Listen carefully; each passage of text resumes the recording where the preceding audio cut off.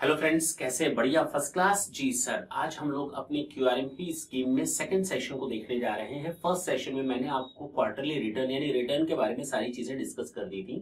वो video complete हो गया था और अगर आपने उस फर्स्ट वीडियो को नहीं देखा है तो पहले तो उस वीडियो को जाकर के देखें, उसके बाद आप इस सेकंड पार्ट मंथली पेमेंट के बारे में देखेंगे या जानेंगे। क्योंकि फर्स्ट हमको ये जानना जरूरी है कि क्वार्टरली रिटर्न का क्या मतलब है हमारी क्यूआरएमपी स्कीम में, and second part is monthly payment कैसे करना है आपको क्यूआरएमपी स्कीम में।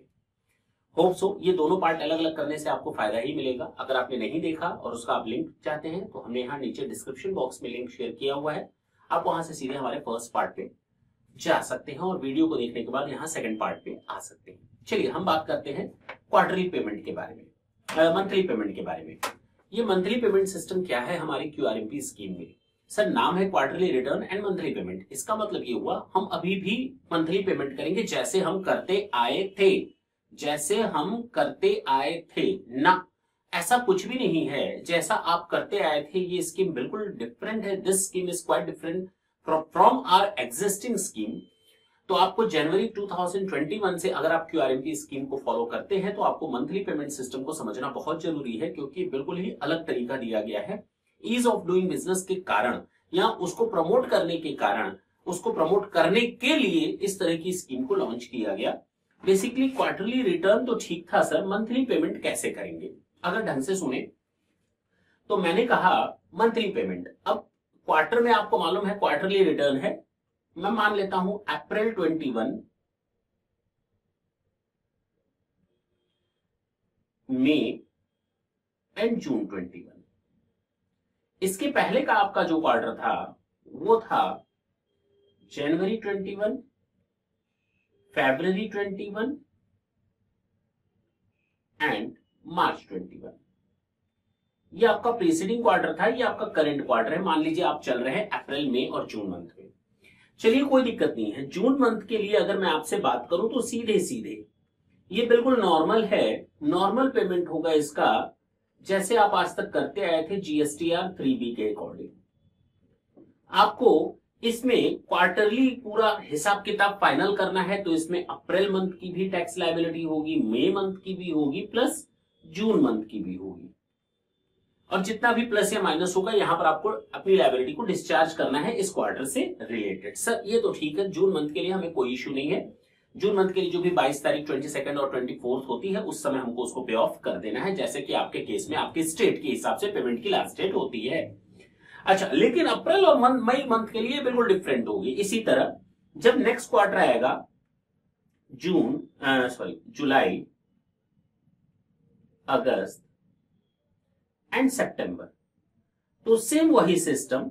इस मंथ में तो कोई दिक्कत नहीं है, ये आपकी बिल्कुल नॉर्मल जीएसटीआर 3B आपके पास इंफॉर्मेशन है जुलाई, अगस्त, सितंबर की। लेकिन प्रॉब्लम ये आती है, what about these 2 months, first 2 months of the quarter, first 2 months of the quarter in and so on.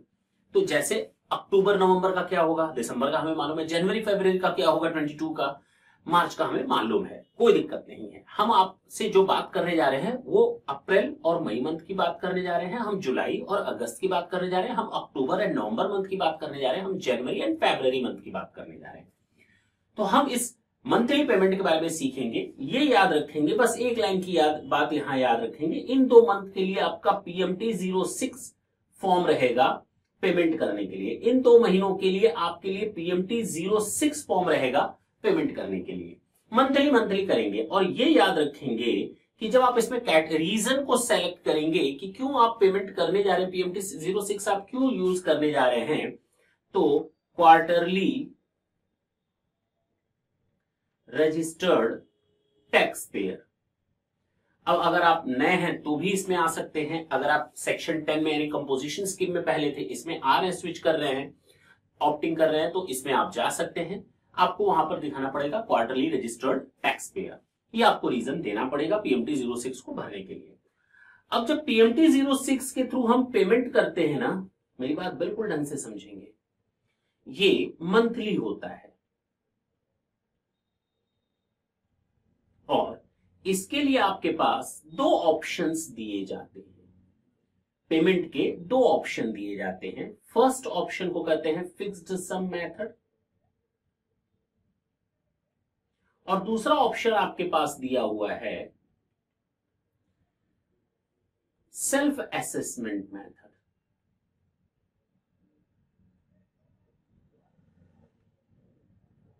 अच्छा, जो फिक्स्ड सम मेथड है, अब मेरी बात ढंग से सुनेंगे, बस यहीं पर कहानी है, सारा का सारा फिक्स्ड सम मेथड में ही स्टोरी है।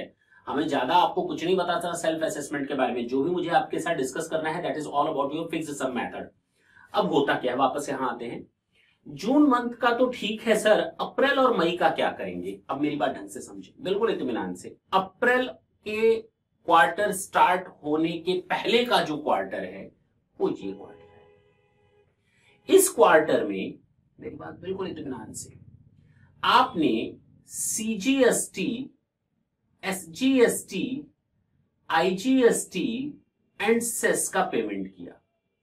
मान लेते हैं आपने 1 लाख का कैश पे किया, गवर्नमेंट को कैश पे किया आपने, कैश लेजर के थ्रू। आपने 1 लाख यहां पर दिया, आपने 1,50,000 यहां पर दिया, आपने 50,000 यहां पर दिया। हो सकता है ना, मान लेते हैं 2 मिनट के लिए। तो जो भी आपने इन 3 महीनों में लायबिलिटी पे की वो 3 महीने की थी और कैश पेमेंट किया। गवर्नमेंट उसी को भरोसे पर लेकर के कहेगी चलो इसी को ही हम बेस ले लेते हैं, इसी को ही हम बेस ले लेते हैं आपके इस क्वार्टर के लिए। मेरी बात ढंग से समझे, इस क्वार्टर के लिए चलो इसका बेस ले लेते हैं। गवर्नमेंट कहेगी कि चलो ठीक है, 1 महीने का पेमेंट करना है ना, आपने 3 महीने का 1 लाख का सीजीएसटी पेमेंट किया था, तो हम इस क्वार्टर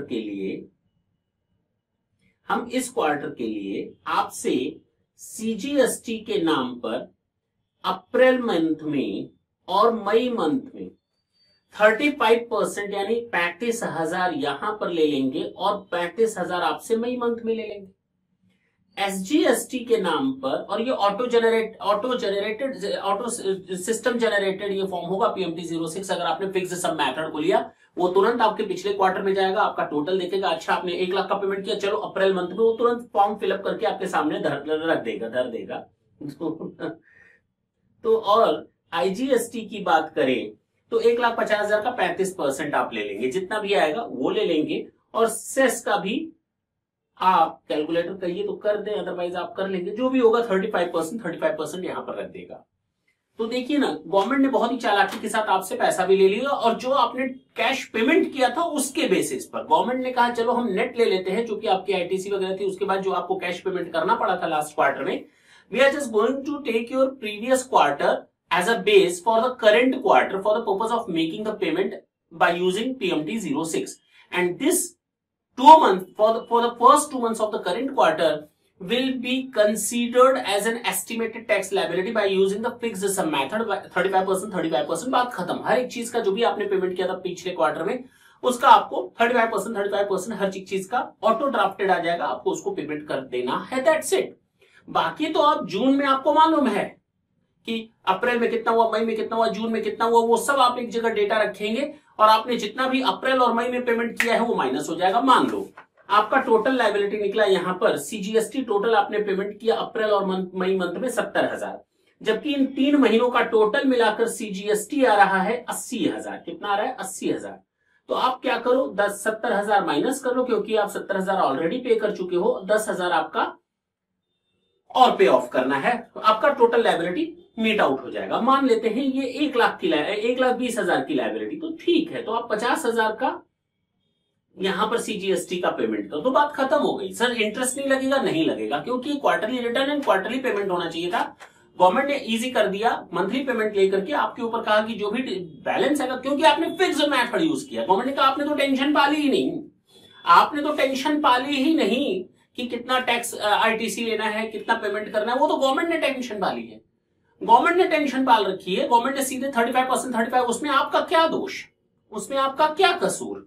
तो गवर्नमेंट ने कहा ठीक है, कम ज्यादा हम लोग देख लेंगे, आप समय पर अपना लायबिलिटी डिस्चार्ज कर दीजिए, हम आपसे कम पेमेंट का कोई भी इंटरेस्ट न चार्ज करेंगे, कोई इंटरेस्ट जाएगा। 3rd मंथ में आपको बाद में पता चलता है ओ अप्रैल मंथ में तो 35,000 का टैक्स लायबिलिटी नहीं बन रहा था, अप्रैल मंथ में तो सीजीएसटी का 50,000 का टैक्स लायबिलिटी बन रहा था, ओहो अब क्या 15,000 पर इंटरेस्ट देना पड़ेगा? बिल्कुल नहीं देना पड़ेगा, क्योंकि ये ऑटो सिस्टम जनरेटेड अमाउंट है, इसीलिए आपको इस चीज से फ्री रखा गया है, कोई टेंशन आपको नहीं लेनी। Is it clear? That was your fixed sum method. लेकिन अगर आपने क्वार्टरली नहीं चुना था, अभी पिछली बार तक आपका मंथली जा रहा था, मेरी बात ढंग से समझें, अप्रैल मंथ में आप ये इस क्वार्टर में फर्स्ट टाइम आप आ रहे हैं अप्रैल मई जून के क्वार्टर को क्यूआरएमपी स्कीम में ले आने के लिए, लेकिन इसके पहले मार्च तक जो आप चाह रहे थे, मार्च तक आप मंथली सिस्टम में थे, मार्च तक आप मंथली सिस्टम में थे, ये फर्स्ट क्वार्टर है अप्रैल मई जून जो क्वार्टरली सिस्टम पर आप जा रहे हैं।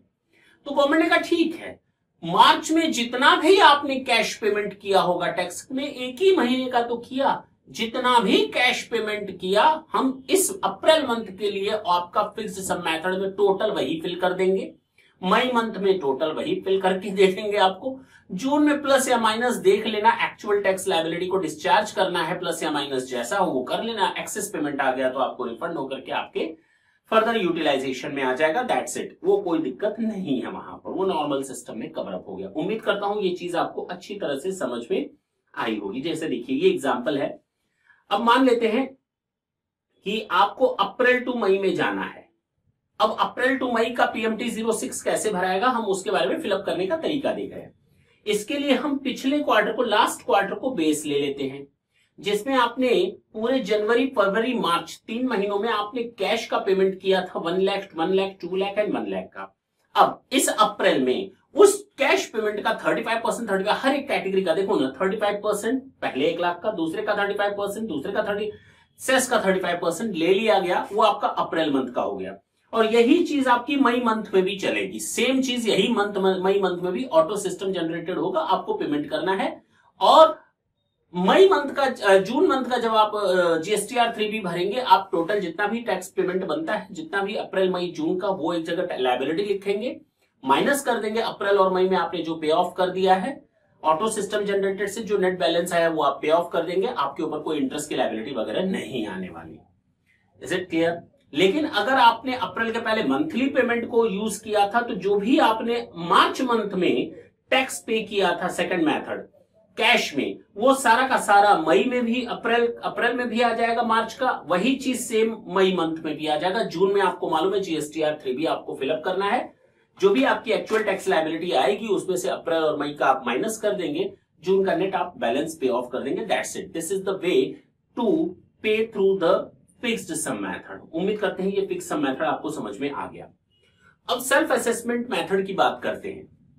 सेल्फ असेसमेंट मेथड ये बोलता है कि भाई आप हर महीने का अलग अलग अपनी लायबिलिटी निकालो, खुद लायबिलिटी निकालो। अप्रैल मंथ में इतना हमारी इनवर्ड सप्लाई, इतनी मेरी आउटवर्ड सप्लाई और इतना मेरा आईटीसी।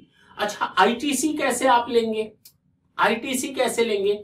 आईटीसी के लिए अब गवर्नमेंट ने जीएसटीआर 2B दिया हुआ है, जीएसटीआर 2B दिया है ताकि आपको ये इजी रहे ये जानने में कि हर महीने सप्लायर से कौन कौन से अपने इनवॉइसेस मींस अपनी रिटर्न्स फाइनल की हैं और इनवॉइसेस को अपलोड किया है, इंफॉर्मेशन दी है इनवॉइसेस से रिलेटेड, वो आपको जीएसटीआर 2B में मिलेगा। सर जीएसटीआर 2A में भी तो वही मिलता है। चलिए हम इसको नेक्स्ट सेशन बात करेंगे, what are the differences between GSTR 2B and GSTR 2A। फिलहाल जीएसटीआर 2B के थ्रू आप जाएंगे, वहां से आप इंफॉर्मेशन पूल करेंगे। अगर आप सेल्फ असेसमेंट मेथड पे जा रहे हैं तो आपने निकाला इन 3 अप्रैल मंथ की total inward supply, April month की टोटल आउटवर्ड सप्लाई, ये आपका नेट टैक्स लायबिलिटी बना, इसमें से आप आईटीसी माइनस कर दीजिए, ये नेट टैक्स लायबिलिटी है, इसको आपको पेमेंट करना है। अब आईटीसी लेने के लिए आपको किस पर डिपेंड रहना पड़ेगा? जीएसटीआर 2B पर डिपेंड रहना पड़ेगा, नॉट 2A, 2B पर आपको डिपेंड रहना पड़ेगा। वहां जितने भी आपको 2B में रिफ्लेक्ट होंगे उनकी आप आईटीसी ले लेंगे, वहां ऑटोमेटिक ड्राफ्टेड, ऑटोमेटिक पॉपुलेटेड होगा सारा इंफॉर्मेशन, एवं वो बताएगा कि ये आप क्रेडिट ले सकते हैं, ये क्रेडिट नहीं ले सकते, ये क्रेडिट आपकी लैप्स हो चुकी है, वो सारी इंफॉर्मेशन 2B में आती है। फिलहाल हम उसके बारे में डिस्कस नहीं कर रहे आज।